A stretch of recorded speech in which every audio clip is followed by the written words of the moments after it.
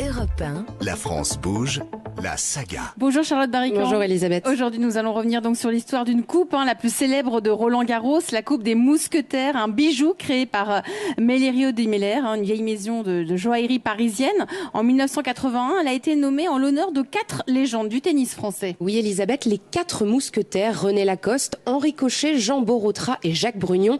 À eux 4, ils composent l'équipe de France de tennis qui, entre 1927 et 1932, remporte la Coupe Davis. C'est ce qu'on appelle l'âge d'or du tennis français. Alors, mais pourquoi on les appelle les 4 mousquetaires ? Eh bien, c'est un surnom donné par un journaliste de l'époque, une équipe de 4 inséparables et imbattables. Le nom est resté, mais n'a pas tout de suite été donné à un prix. D'abord, on décorait les champions avec des médailles, puis une toute petite coupe.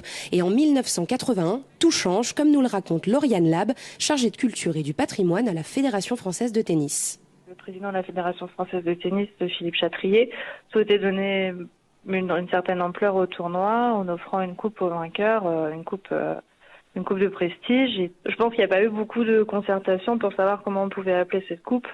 Et elle a été appelée tout de suite la Coupe des Mousquetaires parce que Philippe Chatrier vouait une très grande admiration à ces joueurs des années 20. Alors cette coupe prestigieuse, c'est une œuvre d'art, on la doit, vous l'avez dit à Elisabeth, au plus vieux joaillier du monde. Il est rue de la Paix à Paris, c'est Mellerio. Cette vieille maison familiale de plus de 400 ans a réalisé une coupe à couper de souffle qui est dans tous les rêves des joueurs de tennis. C'est une œuvre d'art. Venant d'un joaillier comme Mellerio, on ne pouvait pas attendre autre chose. C'est une coupe qui pèse près de 14 kilos. Donc elle est assez lourde et d'ailleurs le premier à l'avoir soulevée, donc c'est Björn Borg en 1981. Il a été assez surpris du poids de la coupe puisque la coupe qui était donnée avant était beaucoup plus légère.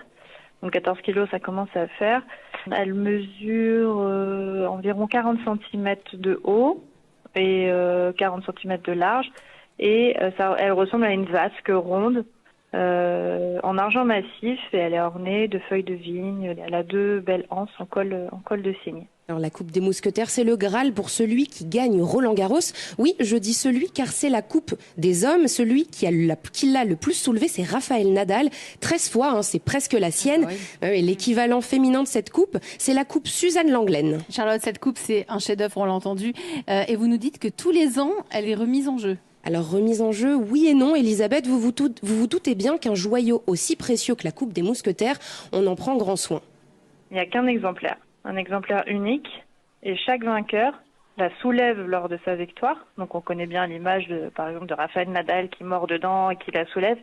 Par contre, ils ne repartent pas ils repartent avec une réplique plus petite. Tous les ans, le vainqueur la soulève et ensuite elle est conservée au coffre-fort pendant 1 an et le vainqueur part avec sa réplique. C'est une coupe magnifique, c'est un objet d'art, un bijou et c'est la rencontre entre le sport et la joaillerie, c'est assez intéressant. Et même presque 100 ans plus tard, les 4 mousquetaires sont toujours là. Ils sont l'âme de Roland Garros.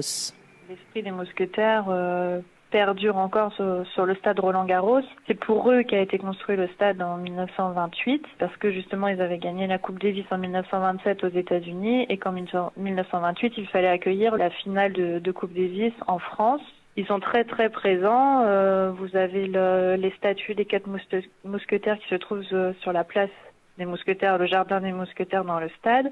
Chaque tribune du cours Philippe Chatrier porte le nom d'un des mousquetaires, donc ils sont encore très présents. Et bien sûr, la coupe qui porte le nom des mousquetaires. Alors Elisabeth, rendez-vous le 5 juin pour savoir qui sera le dernier survivant de la terre battue et qui aura la chance de soulever la coupe. Et oui, le prochain surtout. Soulever la coupe des mousquetaires.